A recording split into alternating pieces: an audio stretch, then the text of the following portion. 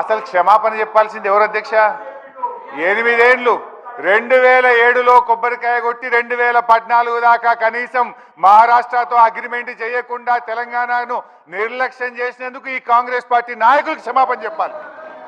8 ఏళ్ళైనా కనీసం మహారాష్ట్రతో అంతర్రాష్ట్ర ఒప్పందం చేతగాలేదంటే అది మీ చేతగానితనం, మీ నిర్లక్ష్యం కాకపోతే ఏందని నేను అడుగుతా ఉన్నా అధ్యక్ష. యాక్చువల్గా నీళ్లు లేని చోట మీరు ప్రాజెక్టు కడితే సిడబ్ల్యూసి సూచనల మేరకు నీళ్లున్న చోటికి మార్చి మీరు పెట్టిన ఖర్చు వృధా కాకుండా సద్వినియోగం చేసేటువంటి ప్రయత్నం చేసాం అని మీ ద్వారా వారికి తెలియజేస్తా ఉన్నా అధ్యక్ష. రంగారెడ్డి జిల్లాకు అది టేల్ ఎండ్ అవుతుంది, నీళ్లు రాదని పాలమూరు ఎత్తిపోతల పథకం నుంచి 6 లక్షల ఎకరాలకు డిపిఆర్ లో స్పష్టంగా పెట్టాం. ఇవాళ రిజర్వాయర్లు అయిపోయినాయి, మీరు కాలువలు తవ్వుతాయి. ఎందుకంటే మొన్ననే మనకు నీటి కేటాయింపులు వచ్చినాయి, ఎన్విరాన్మెంట్ క్లియరెన్స్ కూడా అయిపోయింది. ఆ ఈసీ తెచ్చితే ఇవాళ కాలువలు తవ్వుతే రంగారెడ్డి జిల్లాకు 1 ఏడాదిలోగా నీళ్లు తెచ్చే అవకాశం ఉంది.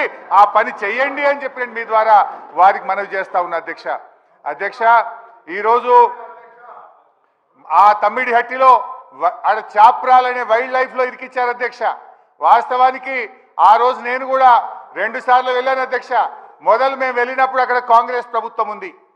అప్పటి కాంగ్రెస్ ఇరిగేషన్ మినిస్టర్ గారిని నేను కలిస్తే మేము ఢిల్లీ కాంగ్రెస్ చెప్పినా ఏపీ కాంగ్రెస్ చెప్పినా అప్పుడే ఒప్పుకోలేదు, మేము ఒప్పుకునే సమస్య లేదు, ఎట్టి పరిస్థితుల్లో కూడా 152లో బ్యారేజ్ కట్టడానికి ఒప్పుకోము అని ఆనాడు మహారాష్ట్ర ఇరిగేషన్ మినిస్టర్ అప్పటి కాంగ్రెస్ ప్రభుత్వంలో చెప్పారు అధ్యక్ష.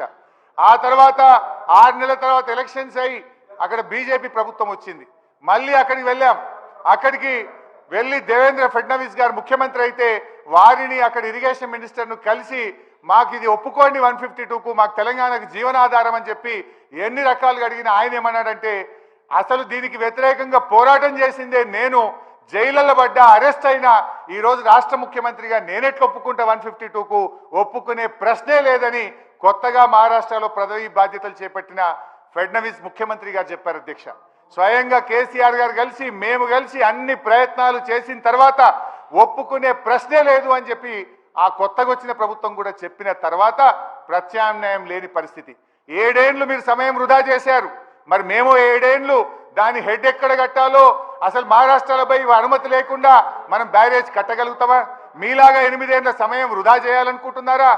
అయితే ఆ రోజు వ్యాప్కోస్ అనే కేంద్ర ప్రభుత్వ సంస్థకు మాకు ఈ సమస్య వచ్చింది.